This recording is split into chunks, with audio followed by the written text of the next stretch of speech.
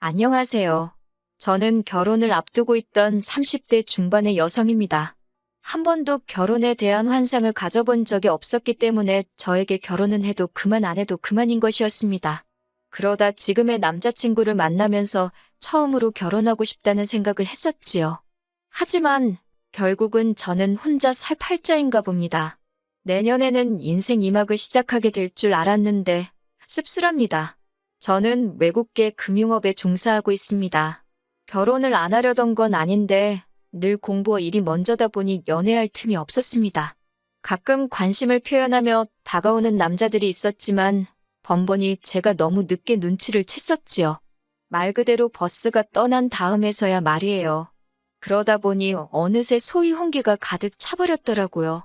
당시 저는 독서토론 동호회 활동을 하고 있었는데 유일하게 직장생활 외에 제가 사람들을 만나는 일이었습니다.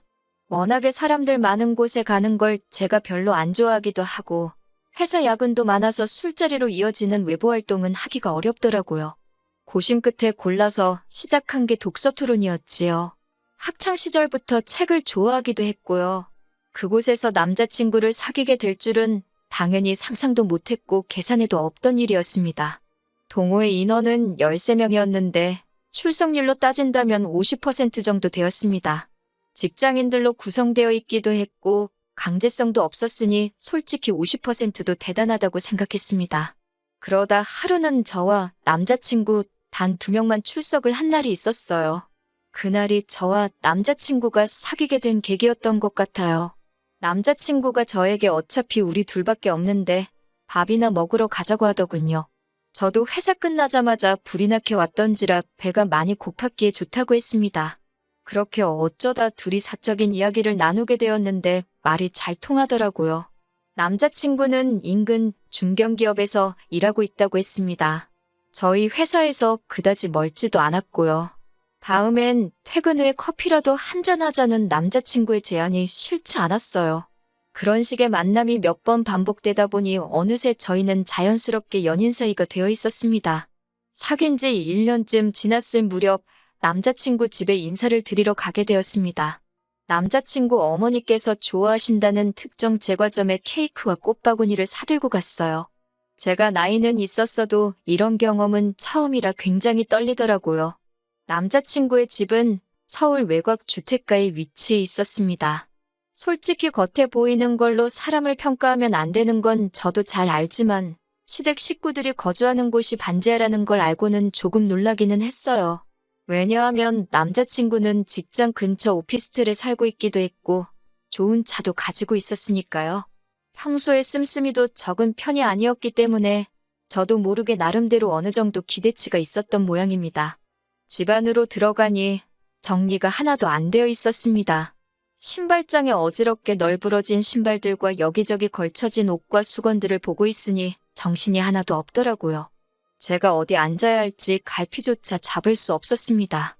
결국 들고 온 케이크와 꽃바구니를 부엌에 내려놓고는 거실 한쪽에 앉았습니다. 소파도 없어서 맨바닥에 앉았어요. 이럴 줄 알았으면 치마 말고 바지를 입고 올 거라는 생각을 하는 찰나였는데 남자친구 어머니께서 고기 사올 줄 알고 고기 구워 먹을 준비를 했는데라며 혀를 차시더라고요. 좀 황당했지만 저도 모르게 죄송하다는 소리가 입에서 튀어나갔습니다. 남자친구가 어머님께 지금이라도 사올 거냐고 물으니까 집 앞에 정육점 가서 사오라고 하셨어요. 안창살 있으면 안창살 사오라고 저희 뒤통수에 대고 소리를 치셨습니다. 정육점으로 가는데 무슨 말을 해야 할지 모르겠더라고요.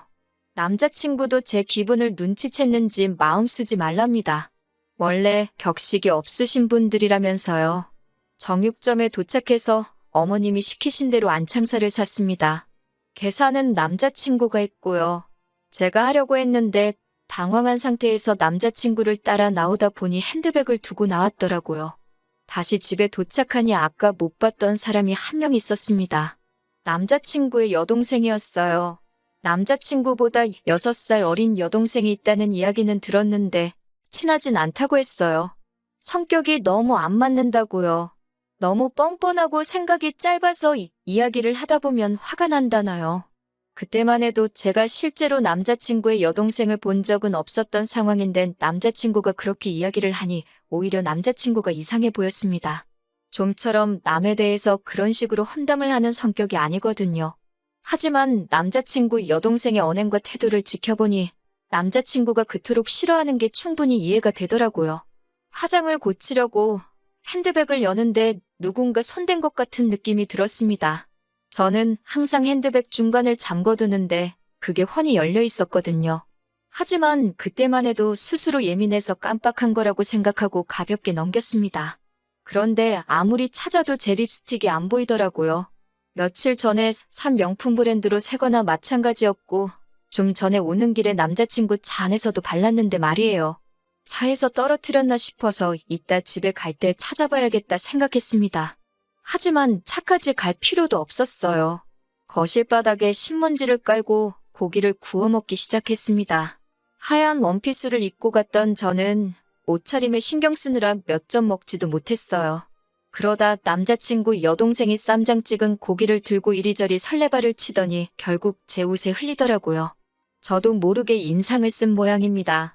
남자친구 어머님께서 사람이 실수할 수도 있지 뭘 그렇게 무안을 주냐면서 성격이 원래 그렇게 예민하냐고 물으시더군요. 그러자 그 여동생이 한다는 소리가 원래 여자가 나이가 들면 그렇게 짜증이 쉽게 난다면서요? 라고 저에게 묻는 거예요. 그제서야 알겠더라고요. 남자친구의 어머니도 여동생도 저를 마음에 들어하지 않는다는 걸요.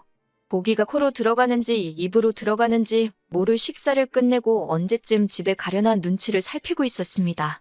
기분도 안 좋고 마음도 많이 상해서 빨리 집에 가고 싶은 생각뿐이었어요.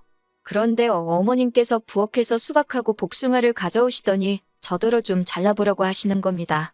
손님으로서 인사드리러 온 자리에서 이런 일을 하게 될 줄은 예상치 못했기 때문에 굉장히 당황스러웠어요. 변명 같지만 제 이야기를 좀 해보자면 제가 대학교에 들어가고 나서 어머니께서 사고로 세상을 떠나셨습니다. 어머니가 떠나신 이후 처음엔 제가 어머니의 역할을 맡아 해보려고 했어요. 집안일도 하고 식사 준비도 하는 일들이요. 하지만 아버지께서는 저는 제 인생을 살라며 더 열심히 공부하고 좋은 직장에 가라 하셨습니다. 주부로서의 삶은 결혼하면 좋든 싫든 하게 될 것이니 미리부터 경험할 필요 없다고요. 그리고 절대 자랑은 아니지만 어려서부터 저는 비교적 유복한 집안에서 자랐습니다. 그래서 필요할 때는 집안일을 도와주시는 도우미 이모님이 오시곤 했기 때문에 더욱이 제가 집안일이나 요리에 신경 쓸 이유가 없었어요. 하지만 남자친구의 어머니께서는 어떻게 여자가 그 나이 먹도록 칼질도 못하냐면서 이게 다 엄마가 없어서 그렇다 말씀하셨습니다. 지금부터 당신이 하나부터 10까지 다 가르쳐야겠다고요. 그런 말을 듣고 있는데 너무 속상했습니다. 남자친구가 왜 자꾸 듣기 싫은 소리를 하냐면서 자기가 자른다고 일이 달라고 한마디 나서서 해주긴 했지만 한번 뱉은 말이 주워 담아질 리 없잖아요. 남자친구 어머니께서는 단도직입적으로 묻겠다며 그 나이 먹도록 왜 결혼을 안 했냐고 물으셨습니다. 솔직히 좀 억울하더라고요. 남자친구나 저나 동갑인데 저희 아버지는 남자친구에게 그런 질문 안 하셨거든요. 사람이 사회생활하다 보면 결혼이 좀 늦어질 수도 있는 거라면서요.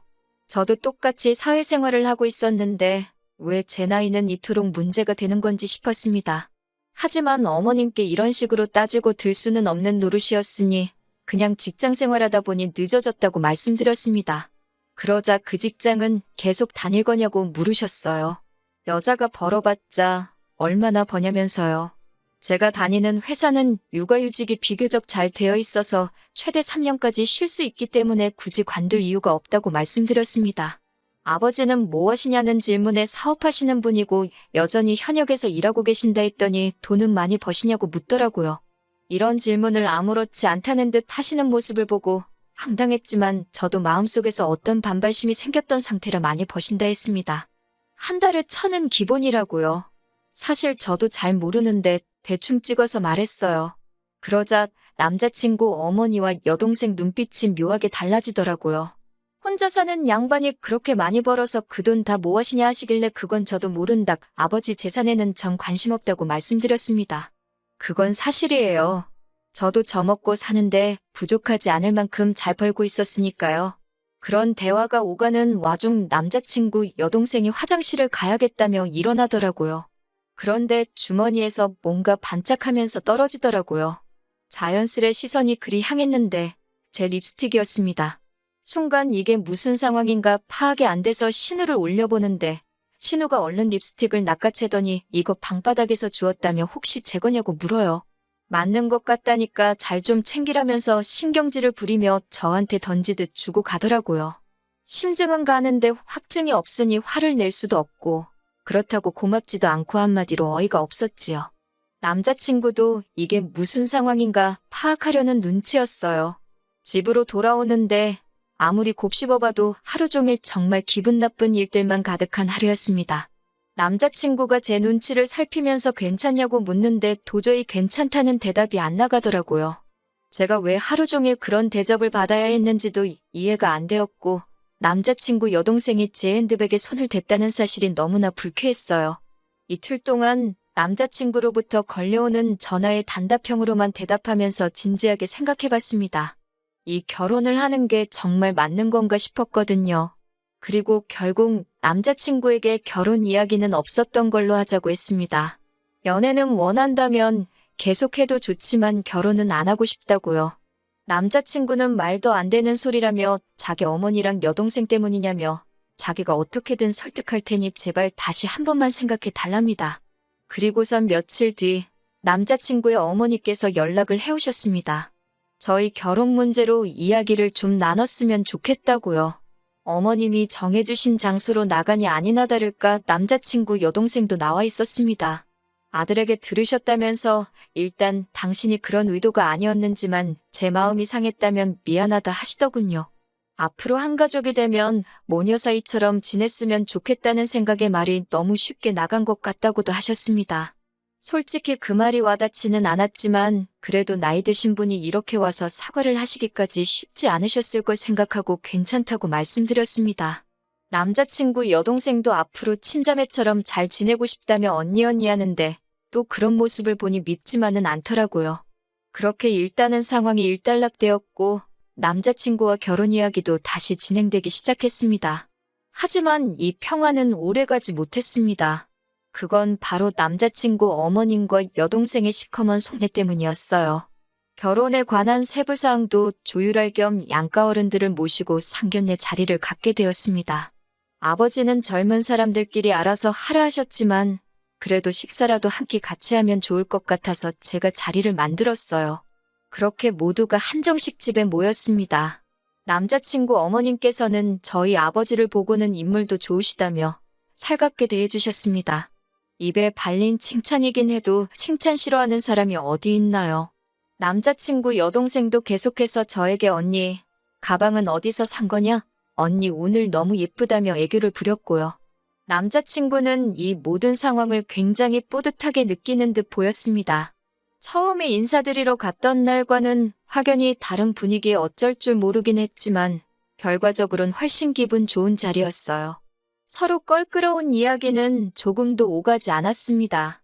다만 남자친구 어머니께서 우리는 이제 다 한 가족이니까 서로 힘들면 돕고 이해하고 품어주고 그렇게 살자 하시더군요. 얼마나 듣기 좋은 말인가요? 그때는 그 속뜻을 몰랐기에 제가 남자친구의 어머니와 여동생을 오해한 것 같아 미안한 마음까지 들었습니다. 하지만 그로부터 며칠 뒤 저는 정말 황당한 제안을 받았습니다. 남자친구와 신혼살림을 차릴 집을 알아보던 시기였어요. 남자친구 오피스텔 보증금하고 제가 모아둔 돈을 합치니까 1억이 좀 넘더라고요. 저희 아버지가 좀 더 보태줄 테니까 아파트를 하나 사라고 하셨지만 손은 안 벌리기로 마음을 먹은 상태였기 때문에 전세를 구할 생각이었어요. 그런데 어디서 그 이야기를 들으셨는지 어머님께서 저한테 연락을 해오셨습니다.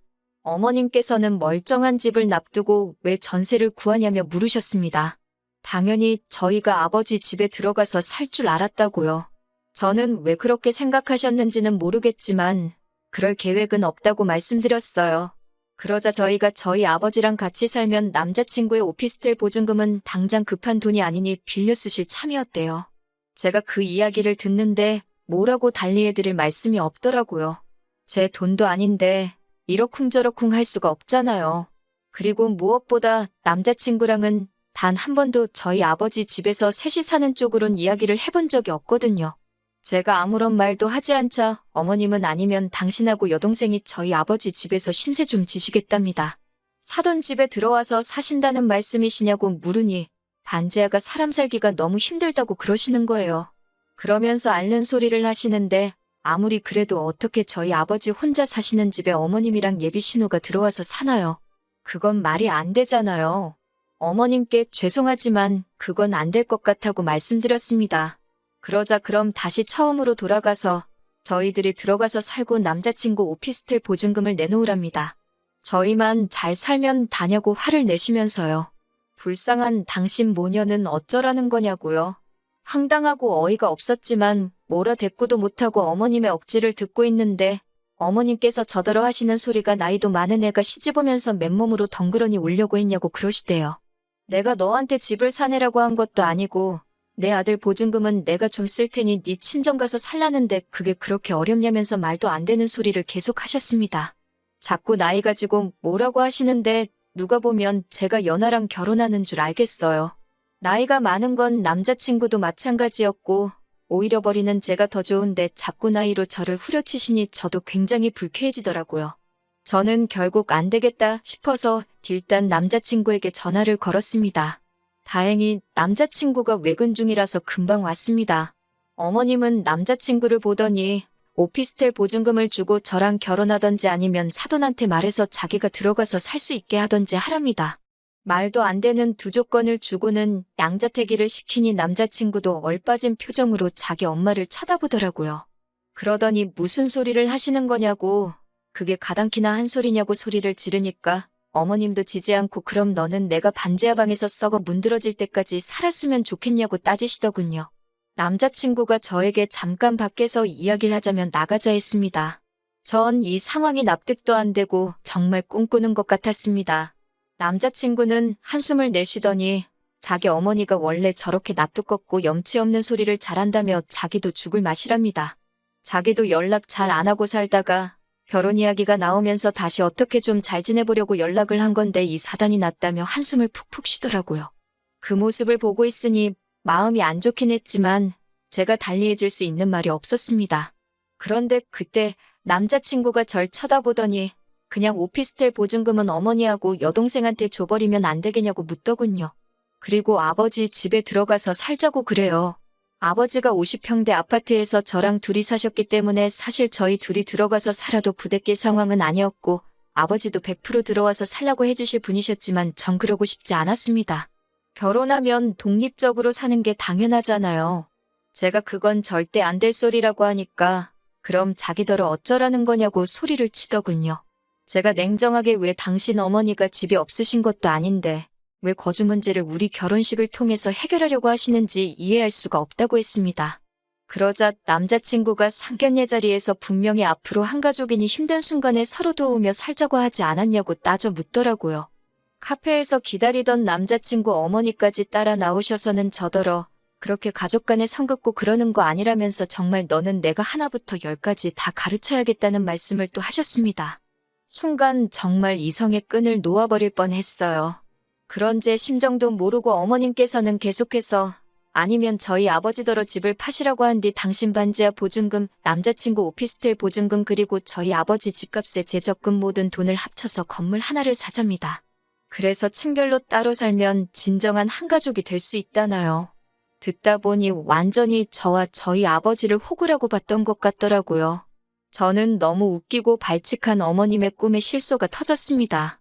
제가 어머님께 정말 좋은 시도셨지만 안 될 것 같다며 급기야 박장대소를 하고 말았습니다. 어머님은 저더러 제정신이냐고 어디 시험이 될 사람이 말하는데 그따위로 웃냐면서 화를 내셨지만 도저히 웃음을 멈출 수가 없었네요. 저는 남자친구에게 너도 꿈 깨라고 욕심도 적당히 내라고 배탈난다고 한마디 했습니다. 남자친구는 지금 그게 무슨 소리냐며 결혼할 사이니까 이런저런 방법을 생각해 볼 수도 있는 거 아니냐며 저더러 말 조심하랍니다. 막말로 자기랑 헤어지면 누가 저 쳐다봐주기나 할 것 같냐면서요. 그 말을 듣는데 우습더라고요. 제가 남자친구에게 난 돈이라도 있지만 넌 돈도 없는데 누가 정말 쳐다봐주기나 하겠냐고 똑같이 빈정댔습니다. 이때는 당연히 파혼을 결심한 상황이었기 때문에 말도 막 나가더라고요. 어머님께서 저더러 말 그따위로 할 거냐고 그러길래 어머님 존재 자체가 저 사람한테는 이제 짐이라고 나이 많고 돈도 없는데 홀어머니의 시집 안 간 신우까지 어떤 여자가 시집 오려고 하겠냐고 사부쳤습니다. 아들 총각 귀신 만들기 싫으시면 정신 똑바로 차리시고 사돈 될 집안 재산 욕심내지 마시라고 다다다 싸붙이고 손에 2만 원 쥐어드렸습니다. 카페 커피값 내시라고요. 파혼을 하기까지 한 2달 동안 정말 마음이 지옥과 천당을 오가는 기분이었습니다. 그래도 막판에 하고 싶은 말을 다 해서 그런지 미련은 없습니다. 당연히 남자친구에게선 자기가 생각이 짧았다며 그래도 자기 어머니인데 제가 말을 함부로 해서 순간 홧김에 막말을 하게 된 거라고 자기만 잘못한 건 아니랍니다. 그래도 자기가 남자니까 먼저 사과한다고 서로 잘 이 고비를 잘 넘겨보잡니다. 헛소리엔 매가 약인데 차마 몽둥이로 때릴 수도 없어서 그냥 무시했지만요. 무슨 연락이 오건 읽기만 하고 한 달 동안 싹 무시만 했더니 더 연락은 안 옵니다. 지금 무슨 생각을 하고 있을까요? 절 놓친 걸 후회하는 것 같긴 합니다. 독서 동호회 사람들에게 절 수소문하는 것 같더라고요. 저는 더 이상 동호회에 나가지는 않지만 그 안에 아직 친한 몇몇의 사람이 남아있었기에 상황을 들을 수 있었네요. 결혼은 어쩌면 제 인생엔 없는 이벤트일지도 모릅니다. 하지만 나쁜 일이 있으면 좋은 일도 있는 법이잖아요. 이번 일로 액땜했다 생각하고 좋은 일 기다리면서 살아볼까 봐요.